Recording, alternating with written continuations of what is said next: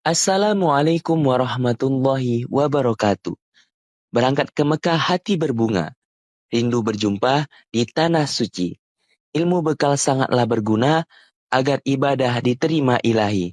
Hai sobat muslim, pernahkah kamu membayangkan perjalanan ibadah haji yang sempurna? Setiap tahapan, mulai dari niat dari rumah hingga kembali ke tanah air.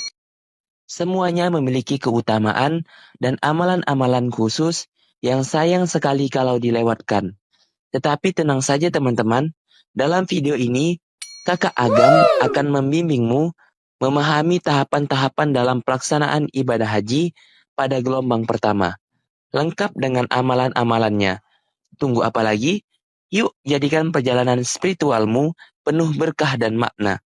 Simak sampai selesai karena tips dan ilmu berharga menanti di setiap menitnya. Selamat menyaksikan. Assalamualaikum warahmatullahi wabarakatuh. Halo semua, Agam di sini. Kali ini saya akan memberitahu teman-teman jamaah haji sekalian untuk tahapan-tahapan dalam pelaksanaan haji, mulai dari niat dari rumah hingga pulang ke tanah air. Yang pertama adalah keberangkatan. Sebelum keberangkatan, jamaah haji ada beberapa tahapan-tahapan kegiatan yang harus dilakukan. Yang pertama adalah menjaga kesehatan dengan rutin mengkonsumsi makanan-makanan yang bergizi. Yang kedua, yaitu adalah menjaga kesehatan dan jasmani fisik tubuh bagi calon jamaah haji untuk secara teratur berolahraga setiap harinya. Yang ketiga, menyelesaikan tugas ataupun pekerjaan jamaah haji sekalian, mulai dari pekerjaan, dinas, dan sosial kemasyarakatan lainnya. Yang keempat adalah memberi bekal bagi keluarga yang telah ditinggalkan. Yang kelima, menyiapkan barang-barang yang hendak dipersiapkan untuk keberangkatan jamaah haji ke tanah suci. Yang kelima, ialah sholat sunnah 2 rakaat, sholat safar, dan berdoa untuk jamaah dan juga diri sendiri yang akan berangkat ke tanah suci. Kali ini saya akan menjelaskan perjalanan dari rumah hingga ke asrama haji. Sebelum berangkat dari rumah menuju asrama haji, setiap jamaah hendaknya 1. Mengikuti arahan yang tertulis dalam surat panggilan dari Kementerian Agama, kabupaten atau kota saat berangkat ke asrama haji. 2. Memperbanyak zikir dan doa. 3. Membaca talbiyah untuk memantapkan diri berangkat haji tanpa disertai niat. Ihram semata-mata sebagai zikir dan syiar. 4. Menjamak dan mengqashar sholat karena selama dalam perjalanan sudah berlaku hukum sholat untuk musafir. Selanjutnya kegiatan di asrama haji. Saat datang di asrama haji, setiap jamaah diwajibkan yang pertama, mengikuti upacara penerimaan dan serah terima jamaah dari panitia kabupaten atau kota embarkasi kepada PPIH. Yang kedua, mengikuti pemeriksaan kesehatan tahap akhir.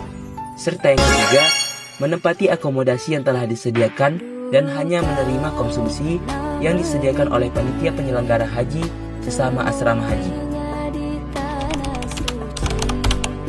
Selama tinggal di asrama haji, setiap jamaah diwajibkan yang pertama, menempati kamar yang telah disediakan.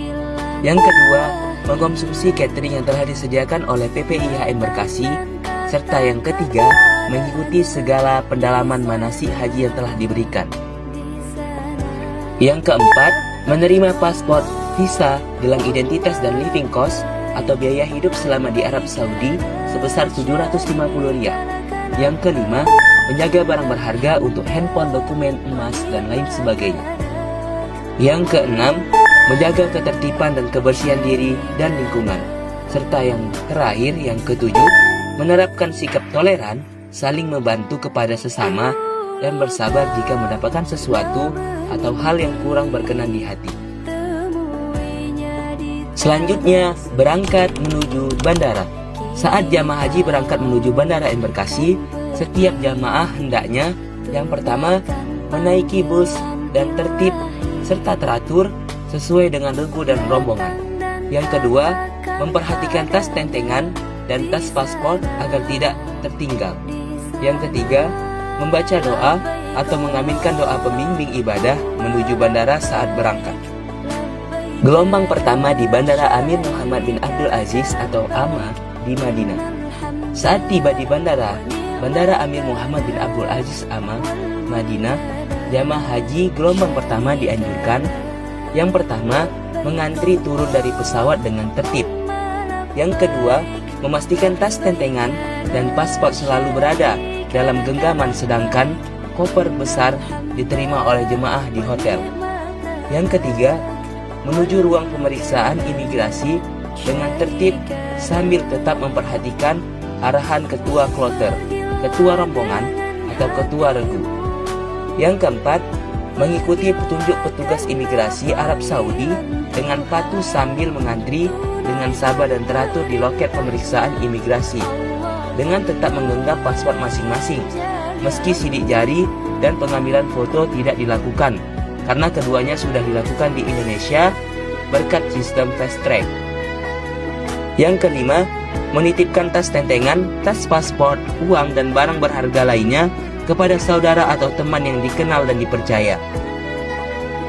Tahapan-tahapan dalam pelaksanaan haji. Yang pertama ada ihram dan niat. Yang kedua ada wukuf. Yang ketiga ada mabit di Musdalifah. Yang keempat melontar jumroh Aqobah. Yang kelima tahalul awal. Yang keenam tawaf ifadah. Yang ketujuh sa'i. Yang kedelapan tahalul kedua. Yang kesembilan mabit di Mina. Serta yang kesepuluh tawaf wada. Itulah tahapan-tahapan pada jamaah haji yang melaksanakan ibadah haji pada gelombang pertama. Alur pemulangan jamaah haji. Yang pertama pengecekan barang bawaan. Yang kedua perjalanan menuju Jeddah. Yang ketiga proses di Bandara King Abdul Aziz Jeddah. Yang keempat proses check-in. Yang kelima pemeriksaan imigrasi. Yang keenam menunggu penerbangan. Yang ketujuh penerbangan ke tanah air. Serta yang terakhir kedelapan tiba di tanah air. Di sini saya akan menjelaskan jamaah haji gelombang pertama yang tiba di Madinah umumnya memulai aktivitas mereka dengan melakukan arba'in dan ziarah di Madinah sebelum menuju Mekah untuk melaksanakan umrah wajib. Berikut adalah urutan kegiatannya. Yang pertama, tiba di Madinah. Sesampainya di Madinah, jamaah diarahkan ke hotel atau tempat akomodasi untuk beristirahat. Kemudian jamaah diberikan arahan oleh pembimbing mengenai kegiatan selama di Madinah. Yang kedua, melaksanakan arba'in di Masjid Nabawi. Arba'in adalah sholat wajib sebanyak 40 waktu secara berjamaah di Masjid Nabawi tanpa terputus. Selain melaksanakan sholat arba'in, jamaah juga memperbanyak ibadah seperti membaca Al-Quran, zikir, dan berdoa. Kemudian jamaah juga berziarah ke Raudhah, tempat mustajab untuk berdoa. Yang ketiga, ziarah di kota Madinah.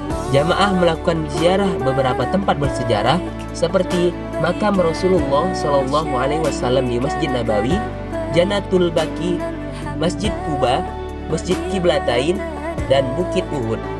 Yang keempat, persiapan ke Mekah.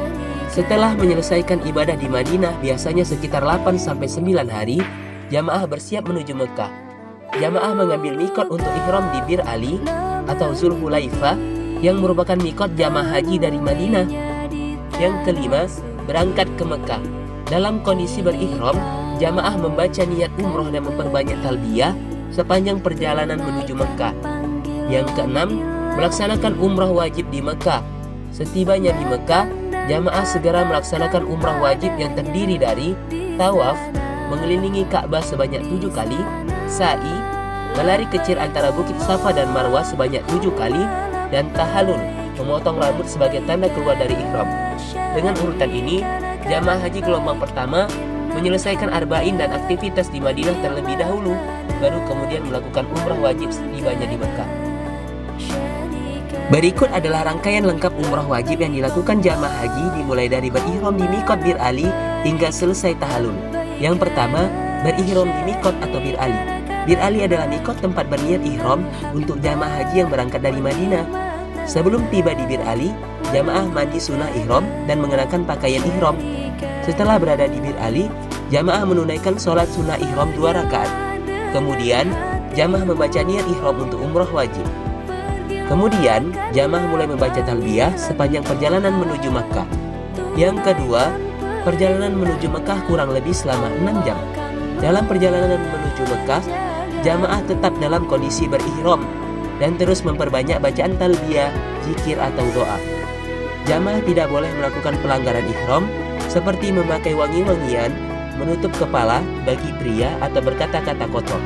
Yang ketiga, setibanya di Makkah, jamaah menuju penginapan untuk beristirahat sejenak jika diperlukan. Setelah itu, jamaah langsung menuju Masjidil Haram untuk memulai tawaf. Yang keempat, tawaf mengelilingi Ka'bah sebanyak 7 kali. Jamaah masuk ke Masjidil Haram dengan kaki kanan sambil membaca Bismillah wassalatu wassalamu ala rasulillah Allahumma ftah li abwaab rahmatik. Memulai tawaf dari Hajar Aswad, jika memungkinkan mengusap atau menciumnya. Jika tidak, cukup dengan melambaikan tangan ke arahnya sambil membaca Bismillahi Allahu Akbar. Mengelilingi Ka'bah sebanyak 7 kali putaran. Kemudian, jamaah dianjurkan untuk minum air zam-zam.